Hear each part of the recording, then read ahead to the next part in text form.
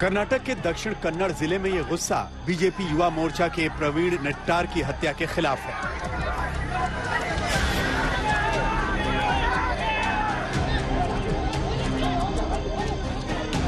BJP कार्यकर्ताओं में इस हत्या को लेकर आक्रोश इतना ज्यादा था कि पुलिस की लाठियां भी बेअसर हो गई।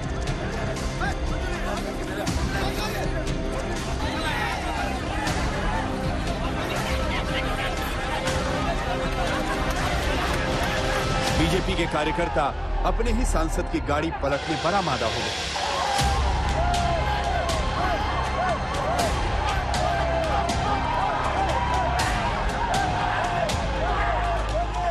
पुलिस के मुताबिक दक्षिण कन्नड़ जिले के बेल्लारे इलाके में प्रवीण की पोल्ट्री की दुकान है। मंगलवार को जब प्रवीण दुकान बंद कर घर लौट रहे थे, तभी बाइक पर कुछ लोग आए।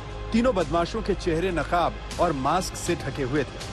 तीनों के हाथों में धारदार हथियार लहरा रहे थे। तीनों ने उतरकर सबसे पहले प्रवीण को रोका। इससे पहले कि प्रवीण कुछ समझ पाते, तीनों ने ताबड़तोड़ हमला कर दिया। प्रवीण को बुरी तरह जख्मी करने के बाद वो तीनों बदमाश जिस मोटरसाइकिल से आए थे, उसी पर सवार होकर अंधेरे में फरार हो गए। Praveen नेट्टारो, he was murdered by bike-borne assailants. Regarding this one, FIR has been registered under 302 IPC in Bellary police station.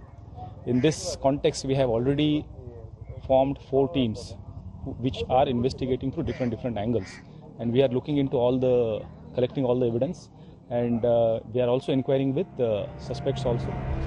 अब तक पुलिस को सुराग के नाम पर सिर्फ ये बाइक मिली है, जिसके बारे में कुछ चश्मदीदों का दावा है कि ये केरल की है। वहीं अब तक 9 से ज्यादा आरोपियों को गिरफ्तार कर पूछताछ की जा रही है। बड़ी बात यह है कि इस हत्या के पीछे PFI और SDPI का हाथ होने का शक जताया जा रहा है। The way it has been done, it shows a very pre-planned and organized thing. We have taken it very seriously, and we are hopeful to nab as soon as possible. All things what is to be done is done. Some of the things we can't express it now. So some things will be done. Some communal angle also is being looked after because locals are claiming PFI, SDPI might be behind. Probably once the culprits are caught, the whole thing will be known clearly. But at the outset, it's an organized one. 29 जून को प्रवीण ने उदयपुर में कन्हैया लाल की हत्या के बाद Facebook पर यह तस्वीर शेयर करते हुए लिखा, कन्हैया लाल ने राष्ट्रीय सोच का समर्थन किया था, इसीलिए उन्हें खुलेआम मार डाला।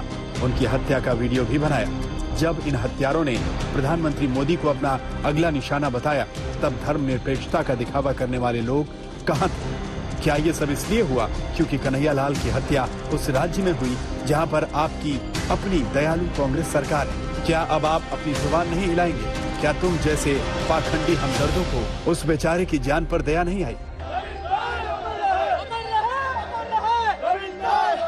2 दिन बाद इस पोस्ट को 1 महीना पूरा होना था, लेकिन प्रवीण की हत्या होने से अब यह मामला पूरी तरह सांप्रदायिक हो चुका है, जिससे इलाके में तनाव बढ़ गया है।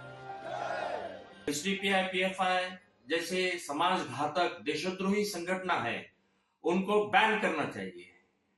इनको बैन करने के लिए पीछे हट रही है बीजेपी सरकार, तो इनका लाभ लेने के लिए बीजेपी सरकार ले रही है।